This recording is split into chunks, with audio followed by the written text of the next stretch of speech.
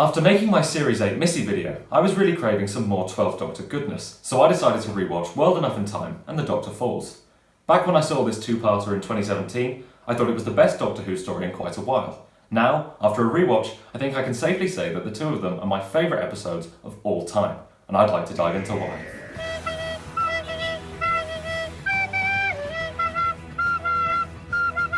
There's so much that I'd like to say about the Series 10 finale that I'm going to split this video into two parts. Part 2 in the next video will be all about The Doctor Falls, but today we're going to talk about World Enough in Time and why I think it's damn near perfect. Let's start with a point about the show as a whole. Despite what a lot of fans and a few people behind the scenes seem to think, Doctor Who is not an action show. It's never been at its best when the focus is on action or spectacle. The abundance of scenes in which people run back and forth along the same corridor is something that a lot of people have made fun of about the show, but it's a genuine issue I have with a lot of episodes. I've never found it all that exciting, and I think it just wastes a portion of the runtime on artificial tension. Maybe it's because the Mission Impossible films have perfected the art of extended running shots and nothing else can compare, but it's still very annoying in Doctor Who. He saves planets, rescues civilizations, defeats terrible creatures, and runs a lot. Seriously, there's an outrageous amount of running involved. I also don't think the show is about monsters. Sure, a scary creature design or concept can add a lot to an episode, but it's not enough to make or break it. There are a lot of outstanding episodes with some pretty weak baddies, and some great villains wasted on rubbish episodes. In my opinion, the most important thing for the show to get right is the characters, the dialogue, and the story. If you look at the episodes that are widely considered to be the best in the show's history, they're the ones that have focused on these three things. A little less action, a little more conversation. I feel like, on the whole, Stephen Moffat understood this as a showrunner. He definitely understood it when it came to writing World Enough in Time. Throughout its duration, it doesn't feature a single bit of action, or creature VFX shot, or a corridor running scene. It's essentially just 45 minutes of conversation. There are technically a few Cybermen in various states of conversion, but none of them really do anything except walk around in the first part. The characters are at the forefront and the stakes are personal, based on the incredible sci-fi concept of the colony ship and the black hole. The tension doesn't come from the chases or the impending explosion that'll occur if the corridor isn't run down fast enough. It's more like the wave planet from Interstellar, where the biggest obstacle that the characters face, other than the waves, is relativity, and the knowledge that every second they waste will cost the mission days. The way they explain this situation in the episode is very slick, with Razor's explanation to Bill syncing up with the Doctor's explanation to the team. Nothing feels over-explained, but nothing is brushed over. It's very clear very quickly what the situation is, and we know that every extra word the Doctor uses at the top of the ship will add an extra few weeks to Bill's waiting at the bottom. Wait for me.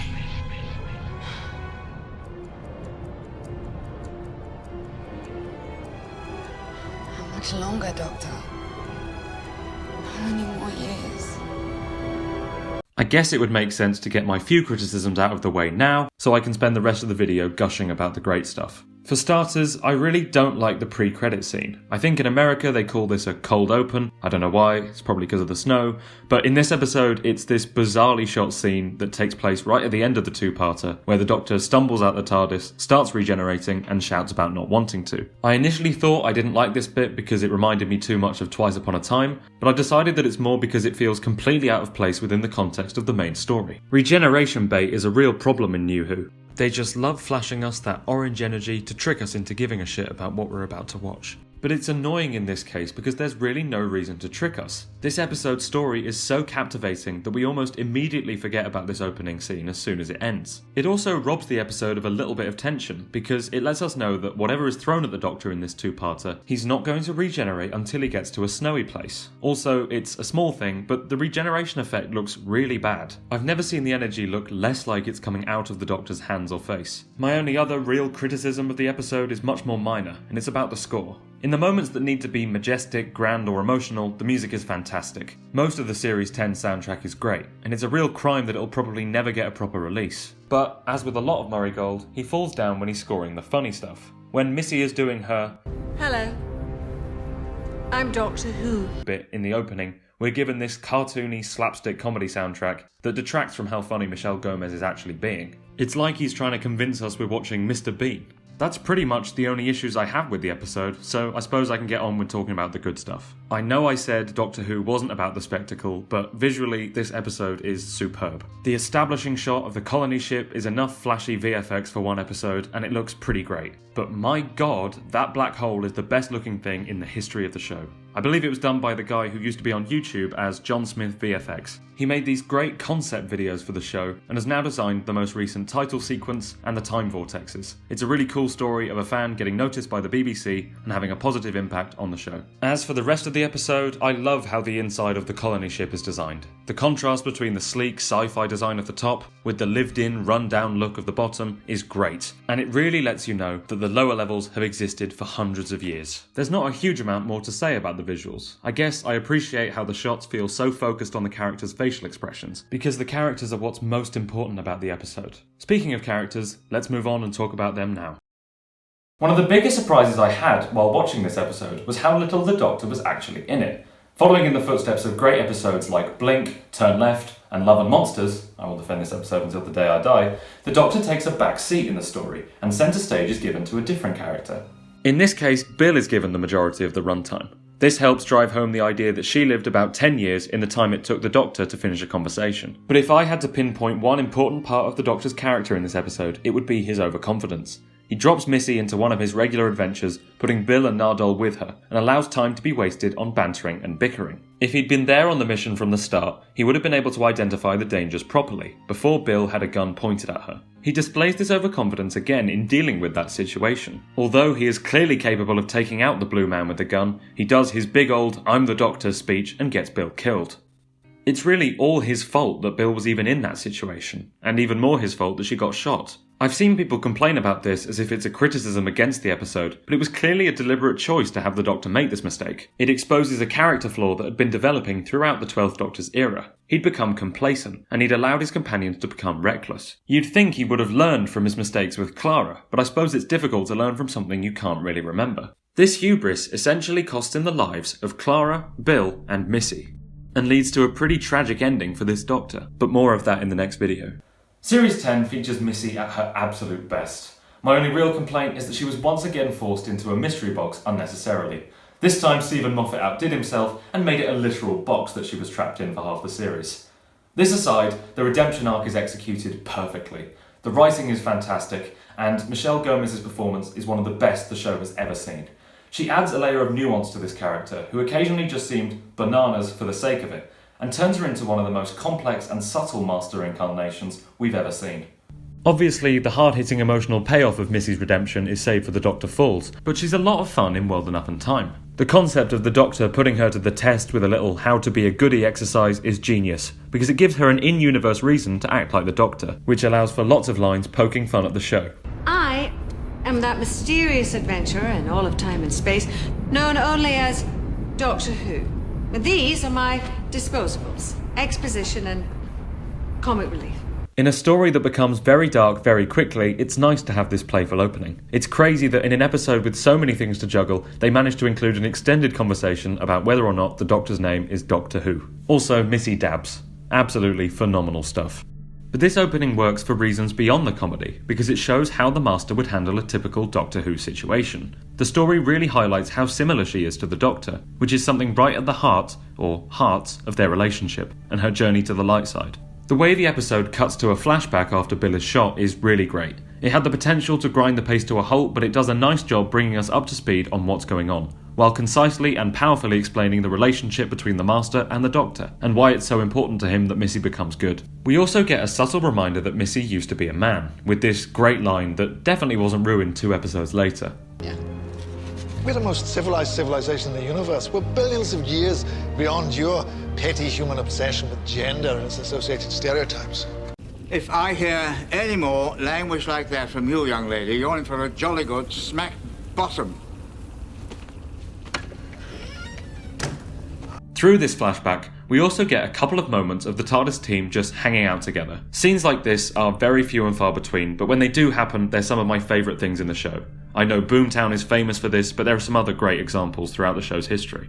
Without these scenes, we get the impression that travelling with the Doctor is just a series of dangerous adventures with no evidence of exploring the universe or any of the positive things that the companions are offered. This scene in World Enough and Time drives home the fact that Bill, Nardole and the Doctor are friends. And that's a really important thing to do at the start of a two-parter in which they get separated, shot and converted into Cybermen. Nardole doesn't have a huge amount to do in this episode, but I know that my fellow hardcore Nardi fans, the Nardi army, would be on me if I failed to mention him. What I will say is that in just a few moments in this episode, he was able to remind me why he was such a good addition to the TARDIS team. My love of the character really started ironically for the meme, and then was quickly very sincere in Series 10, because he was just able to prove himself so well. It's just so refreshing to have someone knowledgeable enough about the space stuff to not be constantly asking questions. It speeds things up significantly when there's someone on the team competent enough to access the ship's computer and find schematics. A big criticism of Series 11 and 12's FAM is that all three of them just take turns asking questions, and there's never enough time to develop any of them. Series 10 shows that a larger TARDIS team can work, so long as each character is different enough. Bill, Nardole and Missy all add something completely unique to the dynamic of this episode, whereas Ryan, Yaz and Graham all kind of fulfill the same function. That's all I really have to say about the top of the ship, so let's get down to the meat of the episode, the bottom.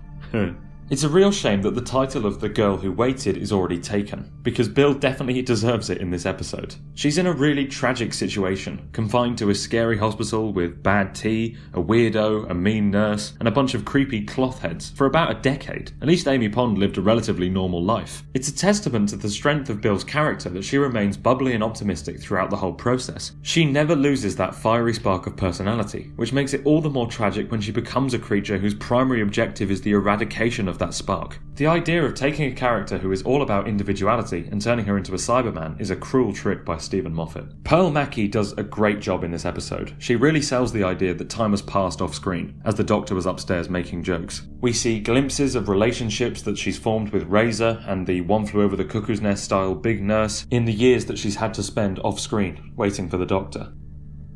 Watching this episode again 3 years later, it became apparent to me just how great John Sim was as Razor. He's funny, creepy, and completely unrecognisable. Supposedly, there are some people who immediately saw through his disguise, but I, for one, personally thought he was just a delightful little side character for Bill to talk to while she was downstairs. Looking back, it's very in character that the Master would spend 10 years living with the Doctor's companion just for the gotcha moment that occurs when he turns her into a Cyberman minutes before the Doctor arrives to save her.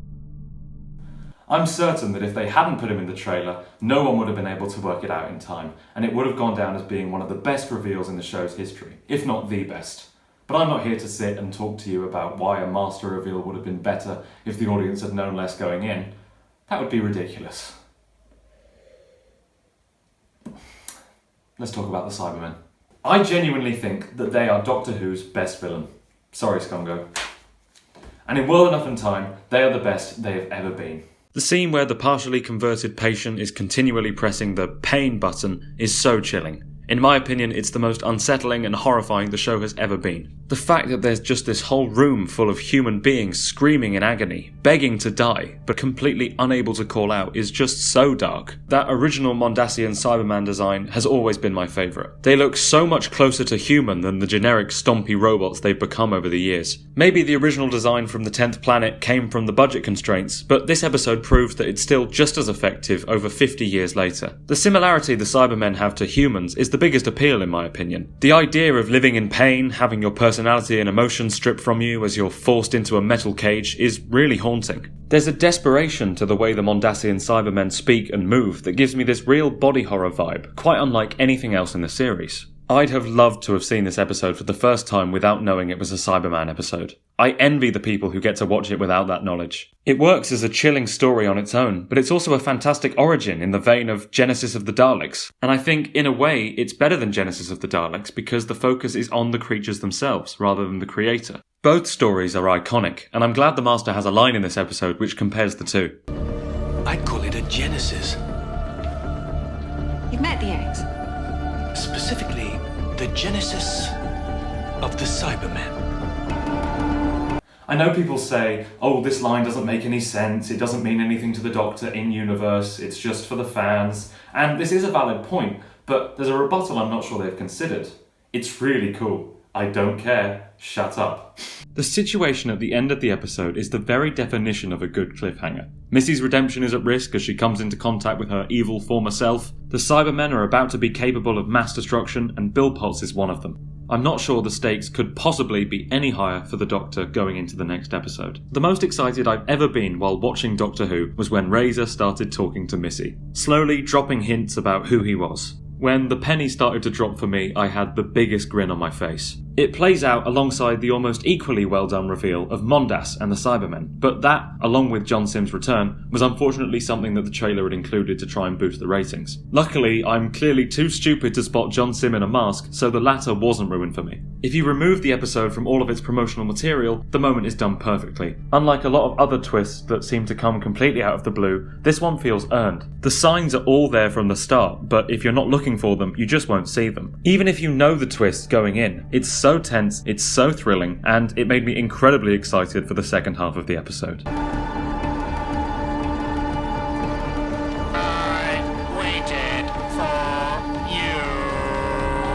Everything about this episode is done well. The characters feel alive, the tension in the story feels so palpable, and the dialogue conveys so much in such a limited runtime. I think there are potentially some Doctor Who stories that are better works of art, like Heaven Sent, Blink, or Human Nature, but I prefer World Enough and Time because it feels more like a conventional episode of Doctor Who. It's the formula we've all come to expect. The Doctor and the gang arrive somewhere, something is wrong, and they find out what. But this typical structure is executed with such grace and such creativity that I think they may have made the perfect episode out of it. So there it is, why I love World Enough and Time. If you haven't figured it out, it's my favourite episode ever, and it'll take some beating. If you haven't seen it since 2017, please go and give it a rewatch. I promise you won't be disappointed. Thank you guys so much for watching, I hope you enjoyed it. If you did, please leave a like and share it with someone else you think might also enjoy it. In the next video, I'll be talking about The Doctor Falls and the two-parter more holistically, so subscribe if you want to see that. Also, let me know in the comments what you think of World Enough and Time, because I'd love to discuss it with people. And yeah, I'm sorry that this video took slightly longer to come out. I've been a bit under the weather and I've had to move all this furniture up a whole load of stairs because I'm in a new space now. That's also why it's echoey. So stay tuned because I'm going to get soundproofing in here, I'm going to get a more consistent upload schedule, and I'm going to be releasing a lot more videos. I'm aiming for one every 2 weeks. So yeah. Love you lots. Bye bye.